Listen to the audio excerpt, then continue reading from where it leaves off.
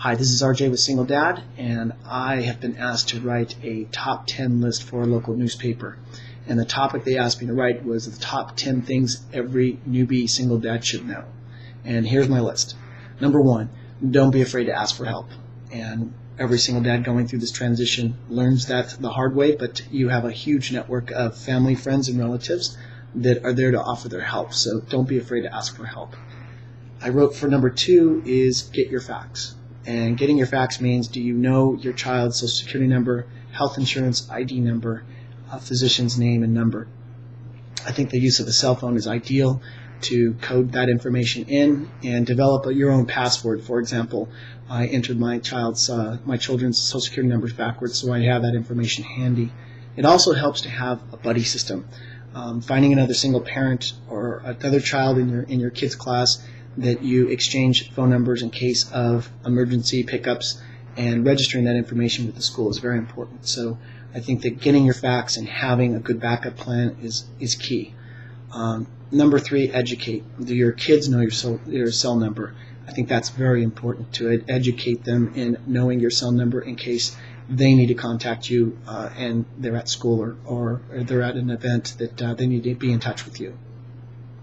Number 4 is you set the emotional environment. And I wrote down, never argue in front of your children with your ex-spouse. You're starting a new life, co-parenting together, and it's very important to avoid the pitfalls and find the courage to stop an angry discussion if it's happening in front of the kids. And tell your ex, just say, look, let's find a time and commit to a time of bringing up and talking about that issue outside of that conversation. Leave that conversation, table it, but be accountable and set a time to talk about it. It's never good to argue in front of your kids. You don't want to be a jury to the argument. And just setting the time aside and committing to a time to talk about it is very helpful because it avoids the conversation from an angry talk to basically you're both looking for a resolution. So sometimes that gap in time between when you started arguing and resetting a new time to talk about it, I think the level of anxiety and anger can actually drop and you're working towards a resolution. Number 5, never badmouth your ex-spouse in front of your children. It doesn't serve any purpose and it goes without saying. Number 6, make life happen again. I chose this statement as one of my company trademarks for the very purpose of life as a single parent. Life is going to go on, and it's very important for every single parent to know that you have a wonderful choice to shape your new life. Stay healthy, avoid the pitfalls, don't overeat, don't overdrink. The common pitfalls, of course, is just that you abuse the body, and you need a healthy body, a healthy emotional state of mind, and try to avoid abusing it because you need that body to get you through a very tough time, and abusing it's not going to help. So you can accelerate the process as well by getting a licensed therapist, and between staying healthy and a licensed therapist, you can definitely accelerate the transition time. And I'm not saying that every parent goes through this, but I think that we all have our own grieving process, and it's important to know that you have options. And of course, making life happen again is all about creating that option. Number 7 is I put down change your wardrobe or buy a new bed. And I think it's important to recognize these two areas because we have a lot of history in both those areas. And transitioning out clothes is clothes give us a reminder of our past, and I think that having that slow process of changing out the clothes gives us the opportunity to create something new. And it's not to say those memories are bad or it's wrong. It's just about you are evolving to the next level and you are moving on to your new life. And I think that having a variety of clothes and changing out the clothes is healthy, and as well as it's a positive step towards a new direction. And getting a new bed, if you can't afford a new bed, of course you can always buy new sheets or a new comforter, and that goes without saying why we need to get that part of our lives moving forward. On number 8, I said developing new social life. Just be aware of your emotional balance and answer your own question. If you have balance right now in your new life, do you have time dedicated to this new single parenting life?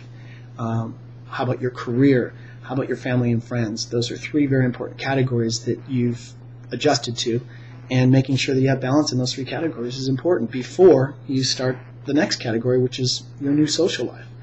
And just remember that the odds are against most guys that the statistics show that if you remarry within the first 14 months of your divorce, you have a higher likelihood of divorce than the men after 14 months. So if you get all that, what I'm trying to say is basically is first make sure that you've established your new life and your new balance. You've got a lot of plates spinning in the air. You've got a lot of new things coming at you.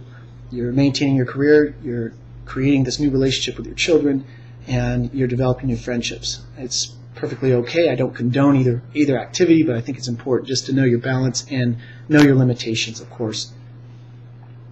Number 9 I put is know the difference between alone and lonely. It was a huge breakthrough for myself, and I think it's important to just explain that you can always feel lonely, but you're really never alone.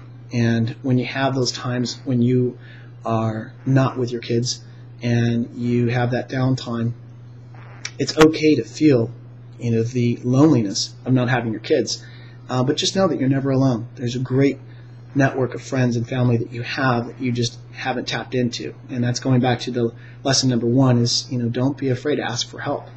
And aside from your network of friends and family, there are licensed therapists that can help accelerate that process, and as well getting you to understand that life is going to happen again for you, and the good news is you're going through a process of those emotions, and it's a good thing you're recognizing. So definitely know the difference between alone and lonely, because you're never alone, and it's sites like singledad.com that are there to help you get through that transition faster. And rounding out my list at number 10 is laugh, smile, and rediscover your happiness. I think most of us just can answer that by we tend to be a little more serious during this transition, and we forget that we have a sense of humor, and we forget how to laugh, and we forget how to smile again. And I think that having that lesson learned for myself really gives me the opportunity to say, look, be the expert of change and test yourself. Do something once a day that scares you. Do something different each and every day. Pick up a new hobby. It's important to remember that laughter is sometimes the best medicine, and don't take yourself so seriously. Learn to laugh and learn to smile. Learn to interact with your kids. It's just a wonderful experience once you get past this transition. So I hope you like the top 10 list, and we'll see your feedback. Thank you very much.